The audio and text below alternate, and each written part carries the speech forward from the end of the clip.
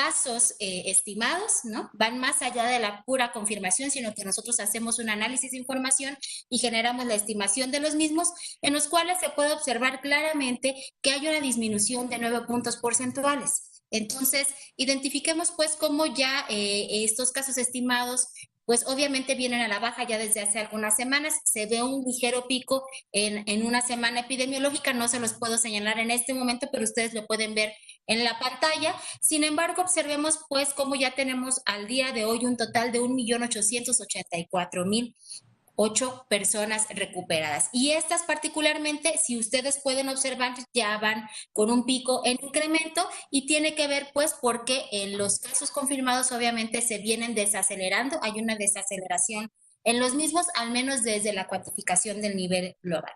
Y observemos pues en la parte superior extrema del gráfico cómo al día de hoy tenemos un total de casos activos estimados. Recordamos muy bien que son casos activos estimados, es decir, hay una estimación que va más allá de lo que se registra propiamente en el CISBER de ya 21.894. Es decir, son casos que al día de hoy estarían todavía en un proceso que presentan signos y síntomas, ¿no? Con base a la definición operacional y que todavía se encuentran dentro de este lapso de los 14 días que hemos ya mencionado en otras conferencias de prensa previas.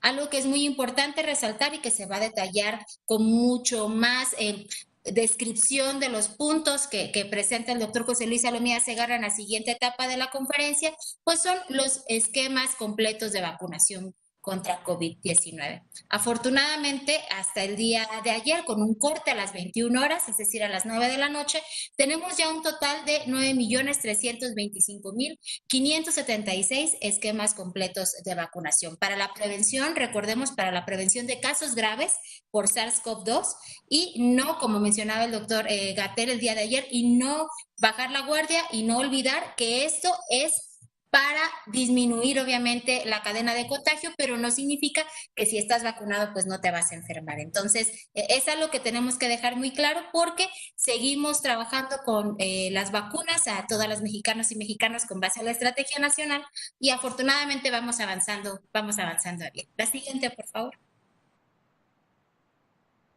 Y pues bien, en esta fase 3 identificamos cómo al día de hoy tenemos ya este gráfico que representa la positividad, los casos notificados, los negativos y los confirmados. En este escenario nacional observamos en la columna, en el extremo izquierdo, para ustedes que están observando en pantalla este gráfico, pues el porcentaje de positividad. Esto ya se ha explicado en otros momentos, este porcentaje o índice de positividad nos sirve de forma técnica para identificar dentro de la salud pública de México la variación que tenemos de casos en un momento dado que presentan, que se les toma la muestra y que a la vez son positivos. Entre más alto tengamos este porcentaje o índice de positividad, pues obviamente estamos hablando que tenemos mayor cadena de transmisión, ¿no? Y que tenemos más casos positivos dentro de los sospechosos que estamos estudiando. Como ustedes pueden observar, llevamos también ya algunas semanas con esta disminución del índice de positividad. Particularmente les podríamos decir que a nivel técnico esta información nos es sumamente útil, sobre todo no solo cuando la cuantificamos a nivel nacional, porque nosotros, como ya se ha explicado en otros momentos, tanto por el doctor Alomía como por el doctor Ricardo Cortés y el doctor Hugo López-Gatell, este índice de positividad nos da a entender si en una región, en una localidad, en una comunidad, tenemos un incremento, ¿no?, de casos positivos, pero sobre todo que dentro de los casos que estamos estudiando tenemos una alta posibilidad de que hayan más positivos en esa comunidad. Y como bien comentamos, pues esto ha venido en disminución. Si esto en un momento dado, este índice de positividad, como ahorita podemos observar, hay una disminución de un punto porcentual, y esto empezar a incrementar nuevamente, que esperamos que no ocurra porque llevamos a cabo las medidas adecuadas de prevención y de control al interior, pues obviamente de nuestros espacios, tanto laborales, quienes estamos trabajando en el día a día, que no estamos haciendo home office, los que están haciendo home office pues desde su casa, ¿no? Y obviamente en los espacios externos, pues este índice de positividad esperaríamos se mantenga como lo tenemos ahora e inclusive en disminución. Actualmente, al día de hoy, observemos pues cómo esta positividad se encuentra en el 17% y a nivel internacional esta medida nos sirve mucho también, no solo para COVID, sino para otras enfermedades infecciosas, pues para identificar si tenemos un foco rojo, que en el caso del día de hoy, afortunadamente, estamos con base a lo esperado. Obviamente, este símbolo que viene en la parte de abajo del 17%, que también me imagino que ya muchos de ustedes son expertos en materia de epidemiología, pues nosotros hacemos esta cuantificación con base a las semanas epidemiológicas, no necesariamente a las semanas calendario que tiene un año, y actualmente vamos de las 52 semanas epidemiológicas que tendrá este 2021, vamos en la semana epidemiológica número 16. La siguiente. Y particularmente en este gráfico, podemos identificar los niveles de letalidad por semana epidemiológica y de defunción. Aquí nuevamente es una medida técnica que utilizamos en epidemiología y esto lo hacemos con la finalidad no solo de presentarles las desafortunadas defunciones que se van presentando en el día a día, sino más bien utilizamos una medida estándar que nos permite identificar cuántas personas se enferman por SARS-CoV-2 y de estas cuántas fallecen. Así es como se saca el índice, en este caso, pues la letalidad.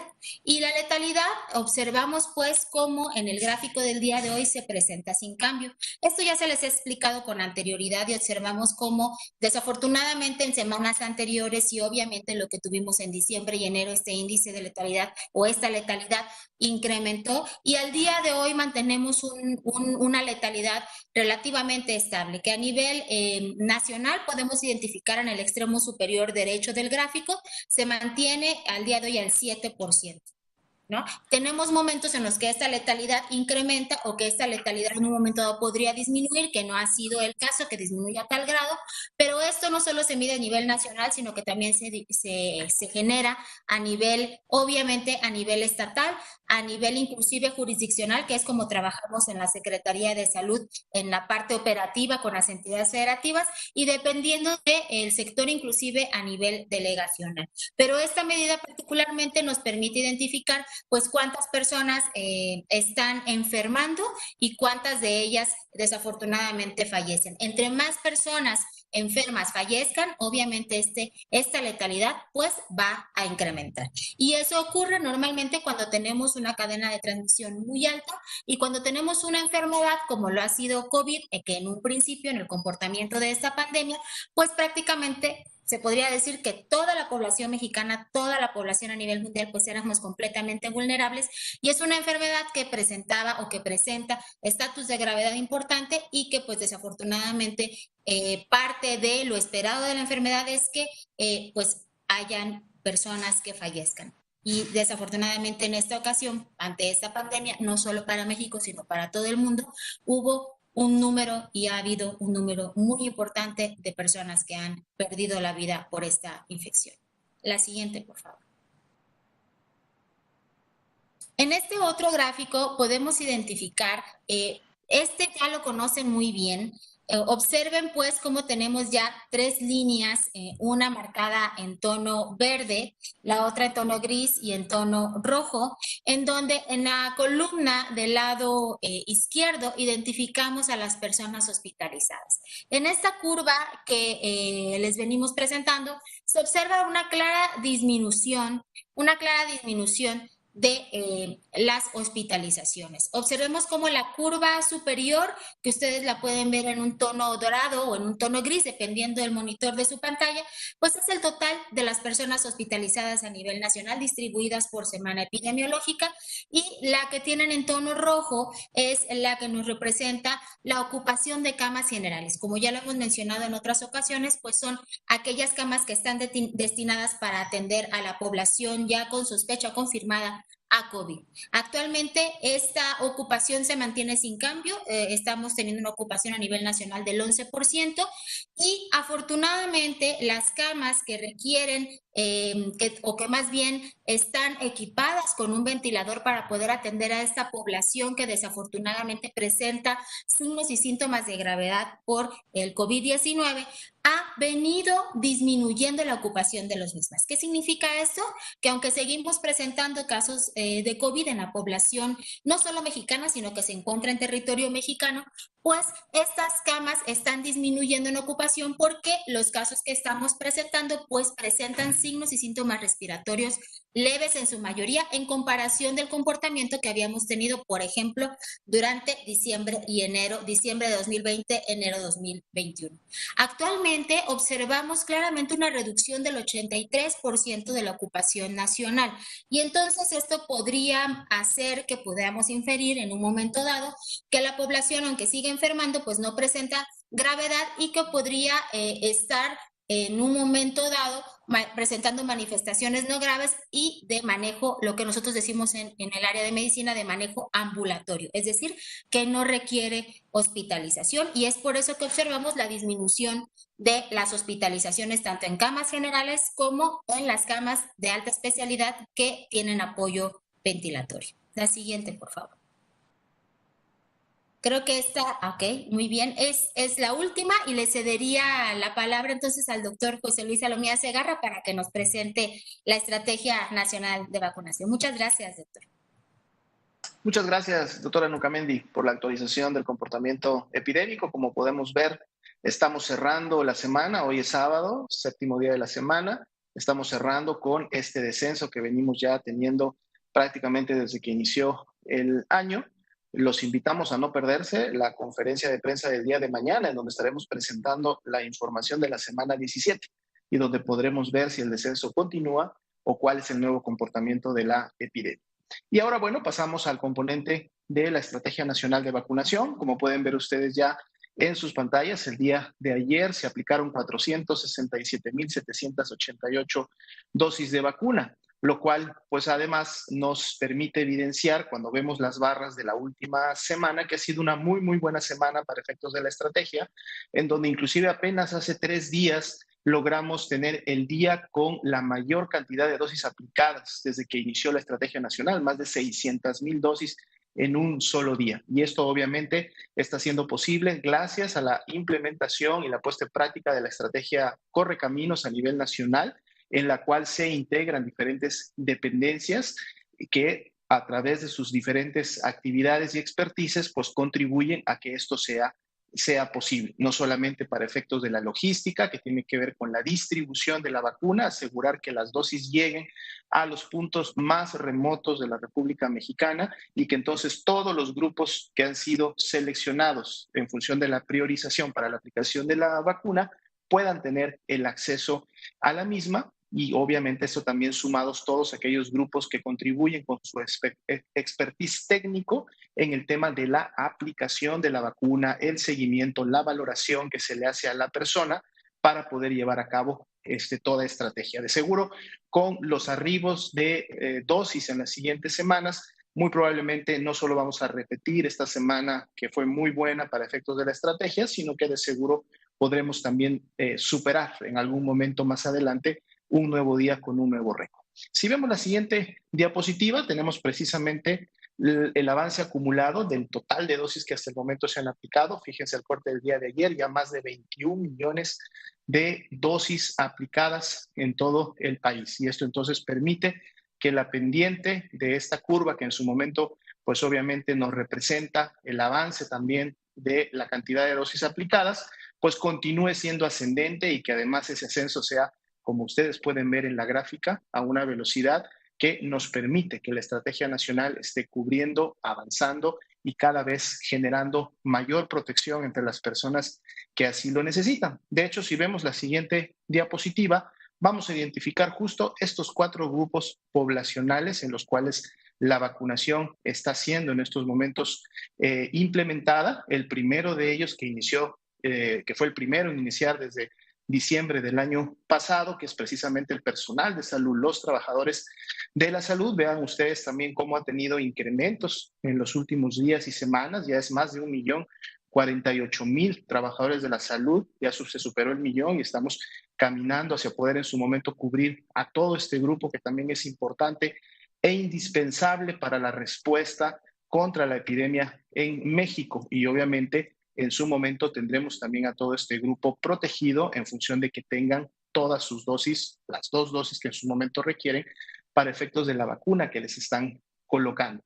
Otro grupo importante que también ha tenido un incremento en las últimas semanas, dado que se inició una estrategia focalizada para los mismos, es el personal educativo, los trabajadores de la educación, que al día de ayer suman ya un poco más de 1.305.000 trabajadores de la educación que están recibiendo la vacuna para efectos de poder contribuir al regreso a clases de manera presencial. Recordemos que este es un objetivo que se ha planteado desde todos los niveles de gobierno, está siendo obviamente coordinado por la Secretaría de Educación Pública. Hay toda una serie de elementos que se van a considerar para que esto ocurra, pero uno de ellos y el más importante, pues obviamente es que los trabajadores de educación puedan estar vacunados y protegidos para poder contribuir a este retorno. Y vamos a estar actualizando los datos.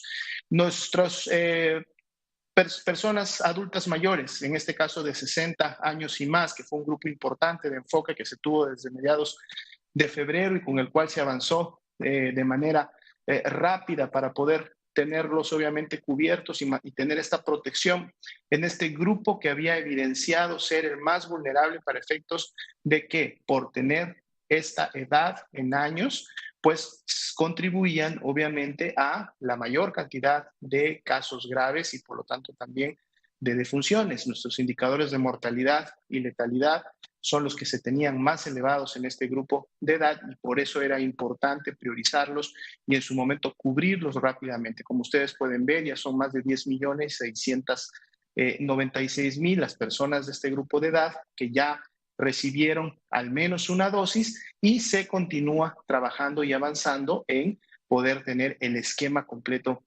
para los mismos lo antes posible. Y el último grupo, que fue el que empezó hace poco en algunos municipios de algunas entidades federativas que habían terminado ya con el grupo que acabamos de mencionar, las personas que están entre los 50 y los 59 años de edad. Tenemos ya poco menos de 1 millón de personas que están recibiendo ya esta vacuna. Es un grupo también importante porque en los niveles de riesgo en función del análisis, pues bueno, sería el siguiente grupo poblacional que en su momento también contribuye con cargas importantes, no solo de enfermedad, sino más bien de mortalidad y de letalidad y que por lo tanto también hay que cubrir. Recordando que además en estos grupos, tanto como lo fue en los 60 y más y ahora en los 50 y más, se encuentra también concentrada una gran parte de la población que padece de comorbilidades que son factores de riesgo para enfermar gravemente, como son el sobrepeso, como son la obesidad, como son en su momento la presencia de diabetes e hipertensión arterial, sobre todo cuando estas no se encuentran bajo control. Por lo tanto, cubriendo estos grupos de edad, estaremos también avanzando de manera importante en cubrir a los grupos con comorbilidades. Es importante en este punto recordar que el grupo de 60 años y más no está cerrado, es decir, no es porque ya forman parte de un grupo que inició en meses anteriores ya no se esté vacunando. No, si todavía en este momento hay personas que tienen 60 años y más, pues bueno, estas se suman ahora a la extensión de la temporalidad de la edad y pueden también acudir y recibir su primera dosis de vacuna y en su momento su segunda dosis de vacuna. Veámoslo más bien en este contexto de que ahora estamos vacunando a todas las personas que tienen 50 años o más de edad. Entonces, todos los que estén en grupos previos que no hayan alcanzado la vacuna en su primera dosis serán también vacunados en esta nueva etapa.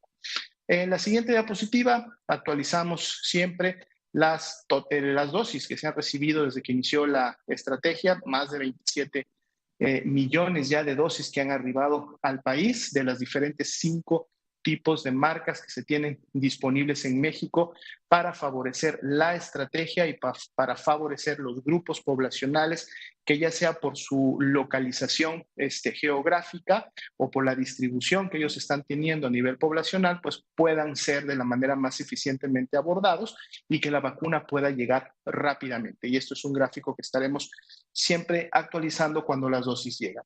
Resaltamos obviamente que la vacuna de Pfizer BioNTech, pues es la vacuna que más ha llegado al país, prácticamente es la tercera parte de todas las dosis que hasta el momento han llegado, se han colocado, se han distribuido y tenemos todavía obviamente envíos de la misma y de todas las demás 4 tipos de vacunas que seguirán llegando en siguientes semanas. Y por eso finalmente en la última diapositiva solo repasamos rápidamente cómo se completó el esquema de dosis que en su momento fueron programadas para la semana que estamos terminando, específicamente para miércoles, jueves y viernes, que fue en donde en total llegaron para esta semana que estamos cerrando poco más de 1.669.000 dosis. Y son precisamente estos embarques, estos arribos, los que han permitido que la Estrategia Nacional de Vacunación se mantenga en marcha, se mantenga dando pasos firmes, pasos grandes y que entonces el impacto poblacional lo podamos empezar a ver ya en próximas semanas en la medida que las segundas dosis empiecen a completarse y que entonces tengamos este número también que comentaba la doctora Gabriela Lucamendi al principio, que para el día de hoy ya eran más de 9.3 millones de personas completamente protegidas y en donde obviamente esperamos entonces ya que no se produzca la enfermedad grave y al no producirse enfermedad grave, pues obviamente no hay posibilidad de fallecer a consecuencias de la COVID-19. Pues bien, esta sería la actualización para efectos de la Estrategia Nacional de Vacunación.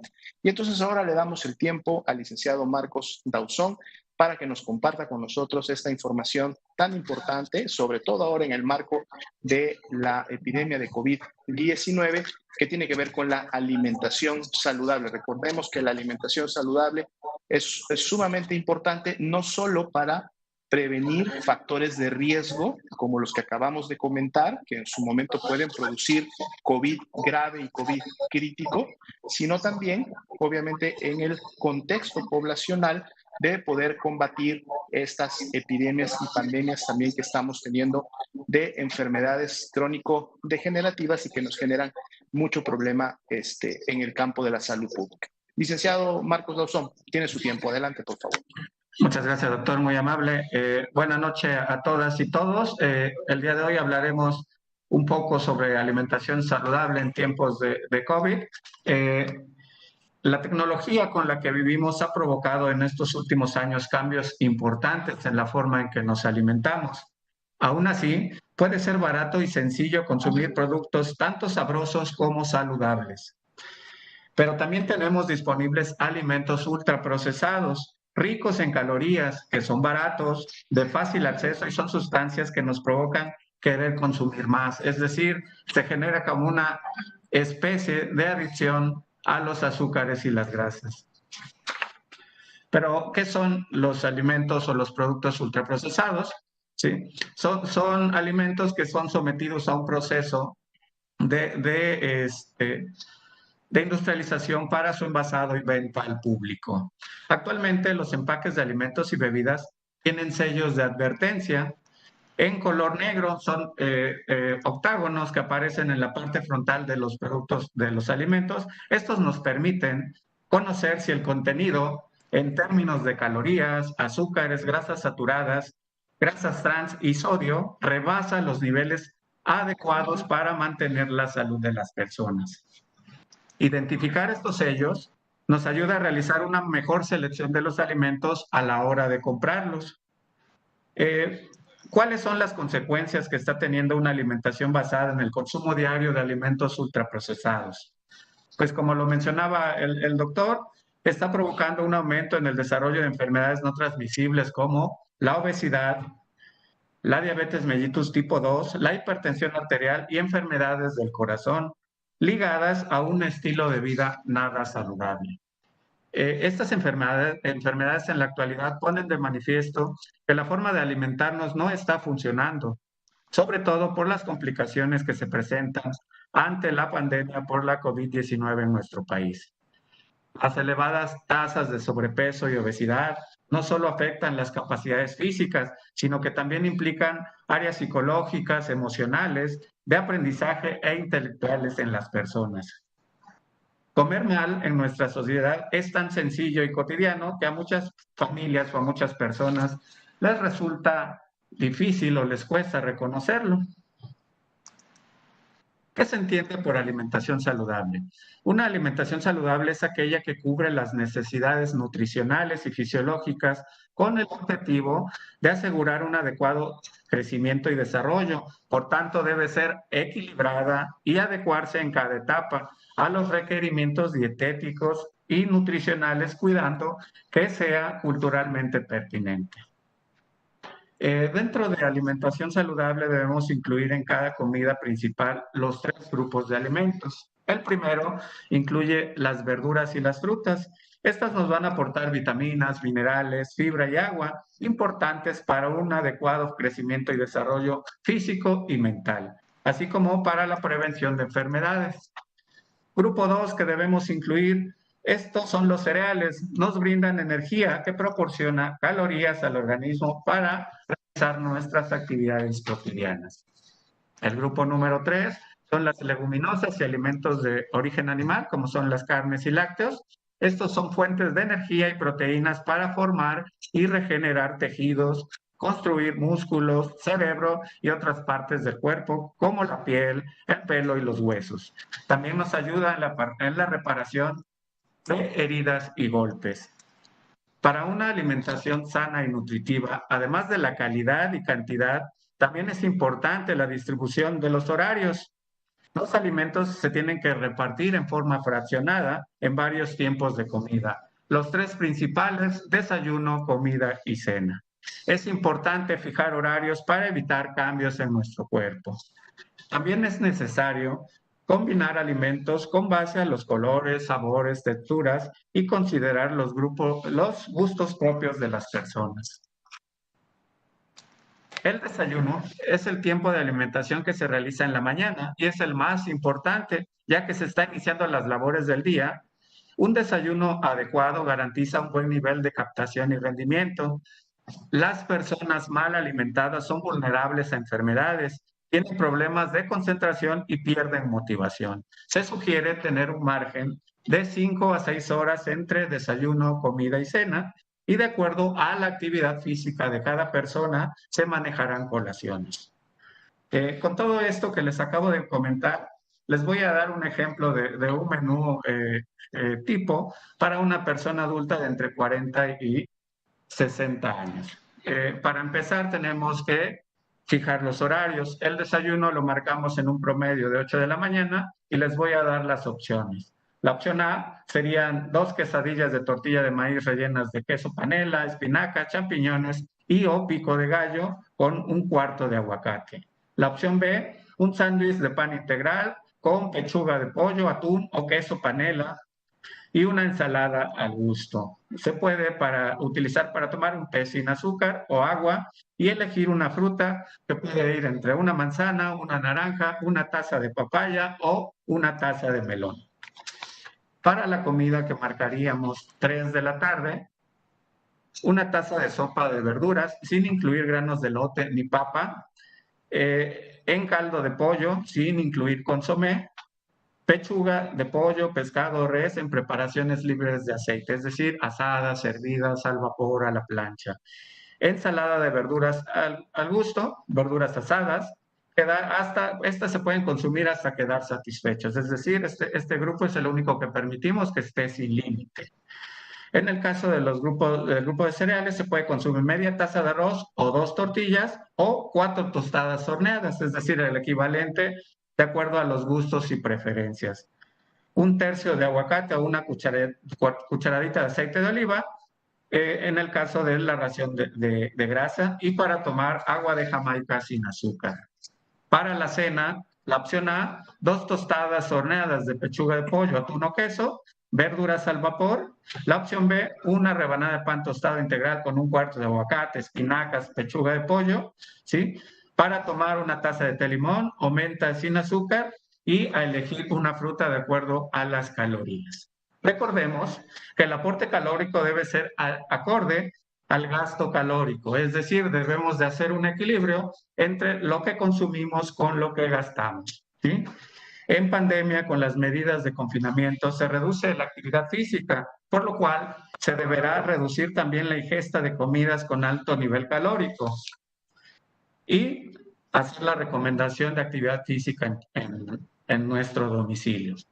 Ahora les voy a decir las 10 recomendaciones básicas para una alimentación saludable. Número 1, reduce el consumo de alimentos altamente calóricos como postres y productos elaborados a base de harinas. Número 2, no consumas alimentos ultraprocesados con 2 o más sellos de advertencia, como las frituras, por ejemplo. Número 3, evita ingerir cualquier tipo de bebidas azucaradas, como los jugos, los refrescos, las aguas saborizadas y los lácteos con azúcar. Número 4, aumenta el consumo de frutas de la temporada y verduras. Incluye por lo menos una porción en cada uno de los 3 tiempos de comida. Número 5, distribuye tu dieta en 3 comidas al día y 2 colaciones, previa evaluación de un nutriólogo. Número 6, las colaciones deben ser pequeñas en cantidad. Nosotros las consideramos una colación entre 200 y 300 calorías. Como ejemplo, podemos consumir una taza de jícama, una taza de pepino y agua simple. Las colaciones se intercalan a media mañana y a media tarde de ser consideradas en el requerimiento de cada persona. Número 7, prepara tus alimentos al vapor, cocidos, horneados, asados o a la plancha, es decir, con el mínimo de grasa. Número 8, acostúmbrate a ingerir pequeñas porciones de alimentos para evitar comer en exceso. Hay que masticar adecuadamente. Debemos recordar que la masticación es el paso número 1 del proceso de digestión, entonces tiene que masticarse adecuadamente para que se dé a cabo este proceso. Número 9, toma agua simple potable, al menos 8 vasos de agua al día. Y número 10, realiza diariamente entre 30 y 60 minutos de actividad física. También esto tiene que tener previa evaluación para evitar lesiones. Estas recomendaciones deben de complementarse con un descanso adecuado. Es conveniente hacer de la alimentación una costumbre familiar, ya que es una oportunidad para mostrar el amor, la convivencia, sirviendo y atendiéndose entre todos los miembros de la familia, promoviendo la conversación de diferentes temas, creando un ambiente agradable durante las comidas. Aprender a comer es sencillo, solo se necesita motivación para cambiar. Se basa en la actitud y se nutre de las elecciones. Muchas gracias. Muchas gracias, licenciado Marcos. Consideramos que este mensaje es altamente valioso para la población mexicana que nos está viendo, sobre todo porque definitivamente nuestros cambios, inclusive de hábitos, de estilo de vida, ahora con el confinamiento, pues obviamente se volcaron a compartir estos espacios, inclusive muchas veces reducidos en familia, ¿no? Y que usted lo mencionaba, a mí me llama mucho la atención el decálogo que nos presentó. Es un decálogo que a mi parecer deberíamos de tenerlo presente todos los días, más allá con pandemia o sin pandemia, pero también me llamó mucho la atención cómo dividió su mensaje como en 5 puntos importantes, ¿no? Este tema del desayuno es la comida más importante, entonces puedes mantener el desayuno con todos los elementos que refiere el plato del buen comer. Recordemos evitar los alimentos procesados, ¿no? Combinemos entonces también este tipo de grupos y subgrupos de alimentos, hagamos las combinaciones necesarias y sobre todo especificar muy claramente los horarios en los que vamos a comer, que muchas veces pues es lo que tenemos perdido. Justo yo le quería preguntar, aunado a estos 5 puntos al decálogo y algo que es realmente importantísimo, que es la actividad física, particularmente usted ya como un mensaje a la población, sobre todo a la población joven, a la población económicamente activa, que muchas veces somos los que tendemos a generar estos malos hábitos, no solo en nosotros, sino en nuestros hijos también, de comer alimentos procesados. ¿Qué le recomendaría usted en este momento a la población mexicana para que justo no seamos un número más en la estadística de diabetes, de hipertensión, de obesidad, de enfermedades cardiometabólicas en el país? Claro que sí, doctora. Debemos de apostar a la prevención. Existen dos líneas o dos rubros muy importantes en salud, que son las personas sanas y las personas que ya enfermaron.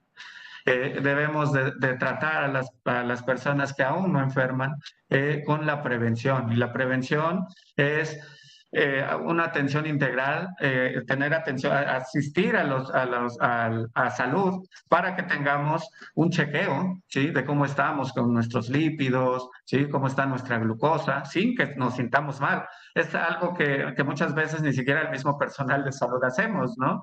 Es fundamental que apostemos a la prevención. La alimentación, en el caso de nosotros en nuestra consulta, cuando llega personas con sobrepeso y obesidad, llegan con un sentido de culpa muy importante.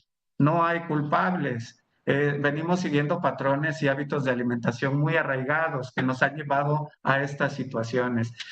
Pero sí podemos hacer un cambio, ¿sí? Estas recomendaciones que acabamos de dar pueden marcar la pauta para algo muy positivo en la salud de las personas.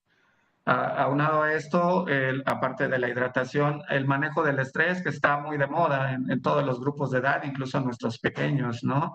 Sobre todo con el confinamiento, están teniendo estrés. El estrés genera cambios metabólicos importantes, pueden afectar nuestro metabolismo. Entonces, tenemos que tener una atención integral que involucre la atención médica, la atención nutricional, la atención psicológica, la actividad física y todo esto garantice la salud de las personas. Muchas gracias, licenciado Dauzón, por los mensajes y por la información. Recordar que el licenciado Dauzón nos va a estar acompañando el resto de la conferencia también, por si algunos de los compañeras de los medios de comunicación quieren hacer algunas preguntas específicas en relación a este tema. Y precisamente vamos a pasar entonces ya a este componente. Vemos la manita levantada de Alejandro Alemán, a quien le damos el uso de la voz. Por favor, adelante. Gracias, buenos días. Buenas tardes, perdón. Doctora Nucamendi, usted está mencionando que tenemos una positividad de 2 dígitos, cuando la OMS plantea una positividad deseable de 5%. Esto, ¿qué nos dice? ¿Estamos todavía en una etapa para mantener atención, la alerta? Muchas gracias, Alejandro. Mira, fíjate, qué bueno que preguntaste esto porque hay varios valores que tenemos que considerar. La Organización Mundial de la Salud hace referencia a una positividad en relación a la población general. Vamos a recordar un poquito cómo realizamos el registro de los pacientes positivos en nuestro país.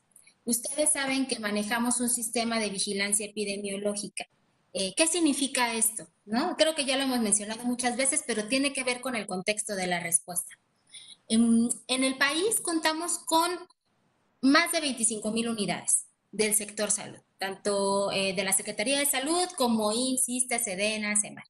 La vigilancia epidemiológica, particularmente para el tema de COVID, la estamos manejando en algunas unidades que hemos denominado centinelas, particularmente para los casos no graves. Y para los casos graves, aquí el doctor Alomía también obviamente va a intervenir porque es nuestro líder de epidemiología a nivel nacional, pues tenemos la cuantificación de los casos graves y las desafortunadas defunciones. Ahora, para hacer el cálculo de esta positividad, particularmente nosotros la sacamos con aquellas personas que fueron registradas a este sistema, ¿no?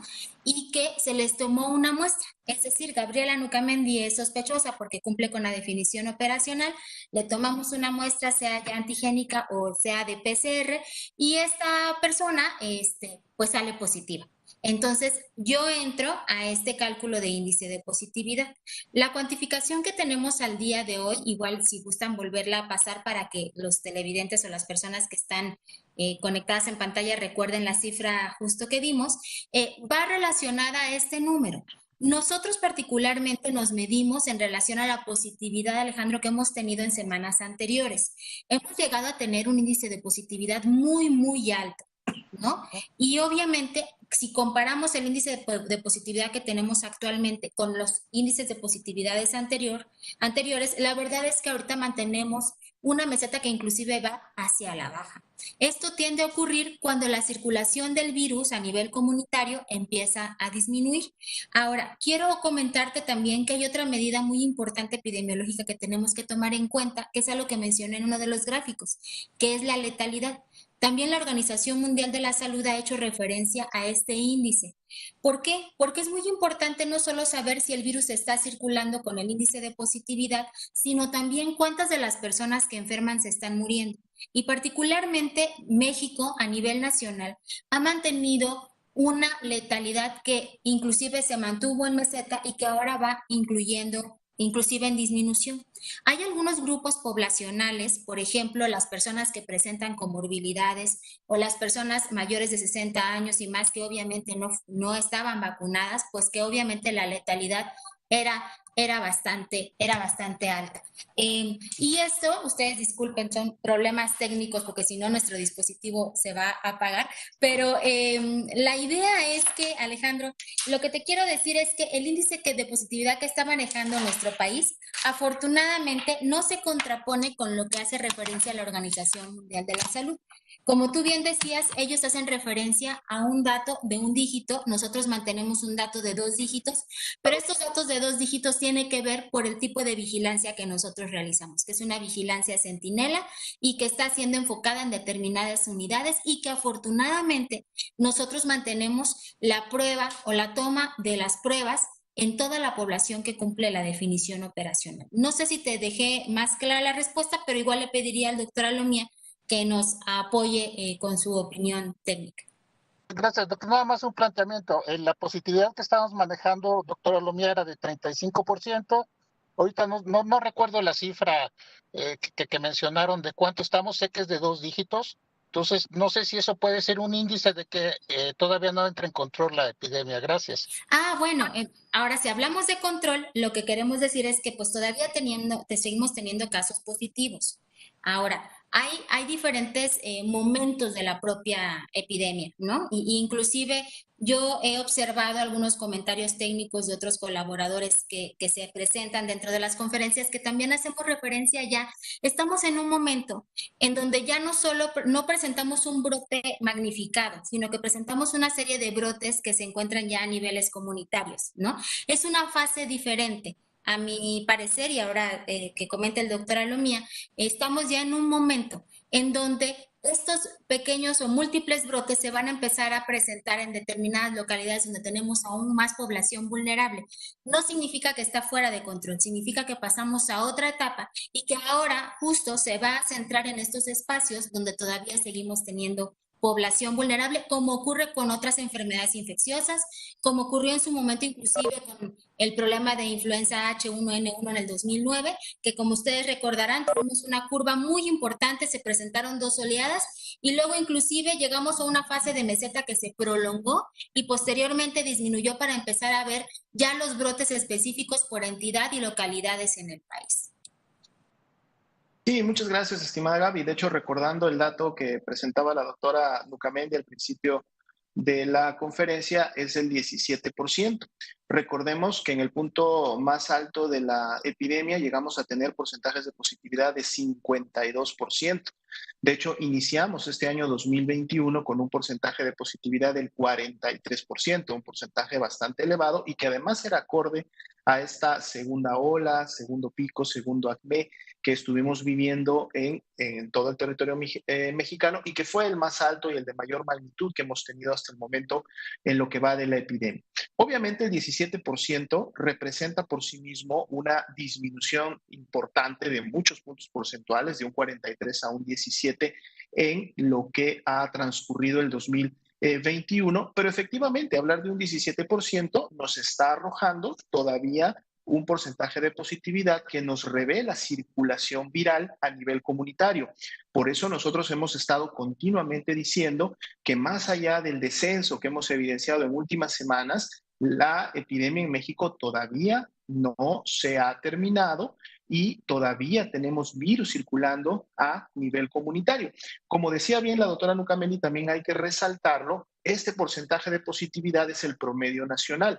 Tenemos entidades federativas, sobre todo aquellas que han mantenido un nivel de control epidémico durante más tiempo, aquellas que lograron los primeros semáforos de color verde a finales del año pasado y que los han mantenido durante este año, en donde inclusive los porcentajes de positividad suelen ya estar en una cifra, están fluctuando entre el 5, el 8%, pero tenemos entidades federativas en donde todavía hay una circulación importante del virus, en donde todavía hay magnitud de presentación de casos y que el porcentaje, por lo tanto, está en 25, está en 27. Entonces, cuando vemos esta media nacional, precisamente lo que estamos viendo es esta regionalización que en su momento tenemos en todo el país, en donde hay entidades donde todavía tienen transmisión comunitaria de manera sostenida, hay entidades que están en un nivel de control más importante, pero entonces presentamos una media nacional para pues al menos tener obviamente una medición de qué puede estar pasando a nivel nacional. En la medida que más y más entidades empiecen a disminuir su transmisión y empiecen a entrar a niveles de control, estamos hablando justo de esas entidades que actualmente están todavía en naranja o que acaban de pasar a un color amarillo, en la medida que estas puedan seguir disminuyendo su transmisión y tengamos más entidades en verde o ya no tengamos naranjas y tengamos solo amarillos, de seguro este porcentaje de positividad podrá caer por debajo de los dígitos y empezar a tener una media nacional, digamos, por debajo del 10%. Gracias. Muy bien, no sé si hubiera alguna otra pregunta, estimado Alejandro. No, no sería el tema de si hay alguna expectativa de cuándo podría empezar a alcanzarse esta situación, porque lo que estamos viendo es que hay mayor circulación y de todas maneras las cifras se mantienen a la baja, eso me parece muy bien. Lo que yo quisiera saber si eso se debe a que nos estamos cuidando, a que hay medidas de prevención, o es un comportamiento del virus que ya no tiene a quién infectar, no sé qué condición está pasando. Claro, mira, definitivamente esto está más relacionado a el resultado positivo que han tenido la implementación de las acciones de prevención y de mitigación. Recordemos que los últimos estudios de cero prevalencia, tanto los presentados a finales del año pasado por el Instituto Nacional de Salud Pública, como los que presentó hace aproximadamente 2 semanas el Instituto Mexicano del Seguro Social, nos ponen todavía a la población en México entre un 40, un 45% de cero prevalencia, es decir, de personas que han tenido exposición al virus, lo cual quiere decir que todavía para este momento pudiéramos estimar que más de la mitad de la población puede ser susceptible, por lo tanto puede infectarse y puede enfermarse. Entonces, por eso, y reiteramos, siempre tenemos el mensaje y aprovechamos el momento para repetírselo a la población. Todavía no hemos terminado el control de la epidemia. Si la epidemia en este momento se mantiene en un nivel bajo de transmisión, con cargas de enfermedad en la mayoría de las entidades federativas disminuyendo día con día, es gracias a que se implementen las medidas de prevención y esto es gracias a que la población las ponga en práctica. Por eso el llamado constante que hacemos a seguir implementándolas, porque en la medida que nosotros dejemos de realizarlas, que como lo decimos coloquialmente, relajemos las medidas de prevención, entonces de seguro empezaremos a tener nuevos contagios y de seguro podremos tener todavía rebrotes en varias entidades federativas. Hace poco tuvimos el caso, lo mencionábamos en esta misma conferencia de Chihuahua, que en su momento tuvo un incremento de por más de 3, 4 semanas importante. Llegaron a tener inclusive nuevos niveles de saturación hospitalaria, pero que felizmente lograron controlar. Es decir, ya en las últimas 2 semanas vemos que Chihuahua nuevamente toma una meseta, ya en la última semana presenta nuevamente una tendencia descendente y entonces está empezando otra vez y nuevamente a controlar su epidemia.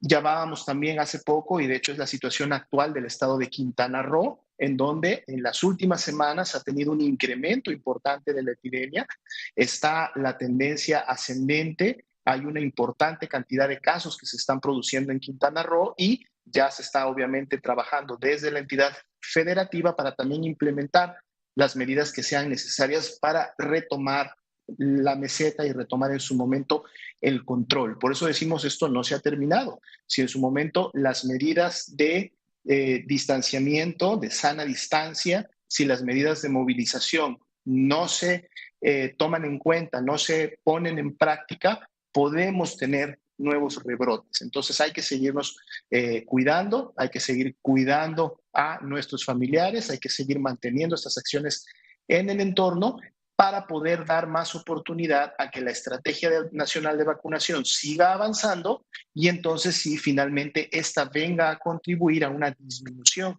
de la cantidad de personas susceptibles y por lo tanto no haya ya más personas o cada vez menos personas que puedan ser contagiadas y enfermar de COVID-19.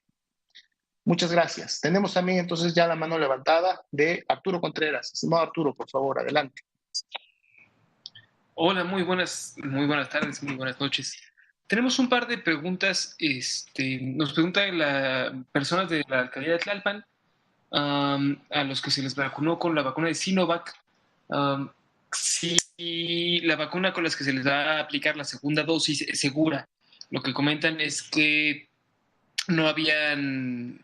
El embarque que había llegado y que se les iba a destinar tuvo un problema, se retrasó por una cuestión de temperatura y entonces estaban en espera de ver qué pasaba. Entonces ellos dicen que no ha llegado y en efecto desde la fecha de vacunación de ellos a ahora no ha llegado otro embarque de esta vacuna. Ellos preguntan si la vacuna que se les va a aplicar es segura o si se les va a aplicar la que tuvo estos problemas de temperatura, ¿no? O qué va a pasar con esto, siendo que no ha llegado un embarque nuevo de vacunas a México. Y la otra es también un poco relacionada hacia la seguridad del envase que está haciendo la empresa Liomont de la vacuna de Pfizer. Nos comentaron en la semana que la planta tuvo un problema con la instalación de unos filtros y que por eso se retrasó el tiempo de operación y de procesamiento. Entonces, nos preguntan desde el público si haber mantenido el material a granel no afectó su calidad. Con mucho gusto, estimado Arturo, claro que sí. Retomamos algunos puntos que se comentaron durante la semana. De hecho, por ejemplo, empezamos recordando que justo el día jueves 6 de mayo arribaron al país 1 millón de dosis de Sinovac y que justo este 1 millón de dosis de Sinovac es el que está destinado para cubrir todas las segundas dosis que en este momento pudieran estar pendientes de esta vacuna y esto se realizará en el transcurso de la semana que empieza el día de mañana y en su momento también podrán disponerse de dosis o de primeras dosis para aquellas personas con quien se puedan seguir vacunando. Recordemos que cuando una vacuna llega al país debe de llevarse a cabo las revisiones correspondientes por parte de la COFEPRIS, no solamente de la inspección física que en su momento debe de tener la vacuna, sino también de la documentación que tiene que venir acompañando, en algunos casos viene acompañando a los embarques de la vacuna, en algunos casos se envían previamente a través de los mecanismos oficiales o en algunos casos llegan en algunos días posteriores. Independientemente cuál sea la situación, una vez que la COFEPRIS realiza la revisión total de todos los puntos de seguridad, y creo que es precisamente la pregunta, que la vacuna tiene que ser segura para efectos de la aplicación en la población y esto está a cargo de la COFEPRIS, entonces ellos dan la liberación final para que la vacuna pueda ser destruida. En este momento no tenemos información de que hubiera habido en algún momento para efectos del envío o del almacenamiento ya en México de este 1 millón de dosis de vacuna que llegó de Sinovac, algún problema en relación a la manutención de la temperatura. O sea, esto ha sido revisado, ha sido seguido, no tenemos ninguna notificación y en su momento obviamente esto es algo también que se toma muy en cuenta cuando se realiza ya la distribución a los puntos correspondientes. Recordemos que hay un seguimiento muy puntual a través de dispositivos electrónicos que están monitoreando los diferentes paquetes y la revisión de todas estas líneas de distribución y envío de las vacunas a los puntos de vacunación y hasta el momento y específicamente para esta vacuna no hemos tenido. Vamos a obviamente pedirle al equipo directamente de vacunación que en su momento en el transcurso de los siguientes días nos pueda ya actualizar a lo mejor cuándo se estará disponiendo y teniendo ya esta vacuna en el campo, es decir, ya en los municipios en donde debe de ser utilizada para efectos de la segunda dosis y podérselo comunicar también desde este punto. Recordemos también que el llamado que se hace a las personas para la segunda dosis es un llamado también que sale desde las áreas locales, por lo tanto les pediríamos también a las personas estén muy atentas porque de seguro en siguientes días les estarán avisando, comunicando qué día pueden volverse a presentar a los puntos de vacunación ya conocidos para que puedan empezar a recibir sus segundas dosis. En relación a otras vacunas que se están envasando en nuestro país, no hay ningún riesgo en relación a los envíos de granel. Estos también cumplen con toda una serie de disposiciones y revisiones técnicas desde su salida del país de origen hasta su llegada. La COFEPRIS está muy al pendiente. La COFEPRIS tiene equipos prácticamente ya viviendo, digamos, al igual que Sencilla, en el Aeropuerto Internacional de la Ciudad de México, en las oficinas específicas de aduanas y donde se realiza todo este intercambio, porque dada la actividad tan intensa que se ha tenido de llegadas de vacunas prácticamente día con día, los equipos están ya altamente familiarizados para efectos de llevar a cabo estas revisiones y esta validación. Recordemos que una vez que los envíos de granel se realizan y se entregan en las empresas que los están produciendo, pues bueno, hay sí toda una serie de revisiones que no solamente hace, por un lado, la empresa que está en México, por otro lado, la COFEPRIS, que en su momento obviamente tiene que llevar a cabo lo que le corresponde, sino también las farmacéuticas internacionales, que en su momento son las que tienen definidos los procesos para todo lo que tiene que ver el envasado, todo lo que tiene que ver la producción, y entonces, por lo tanto, hay toda una serie de requerimientos que se necesitan cumplir antes que las dosis que llegan a granel sean finalmente liberadas y, por lo tanto, estén listas para distribuirse. Esto se va a estar integrando en el calendario semanal y ustedes van a poder identificar claramente en los calendarios semanales cuando las dosis que se están envasando en México, pues obviamente puedan llegar específicamente a ver la luz, así como ha estado sucediendo con la vacuna de CanSino y en su momento sucederá con la vacuna de AstraZeneca. Bien, pues bueno, lamentablemente se nos ha acabado el tiempo por el día de hoy, son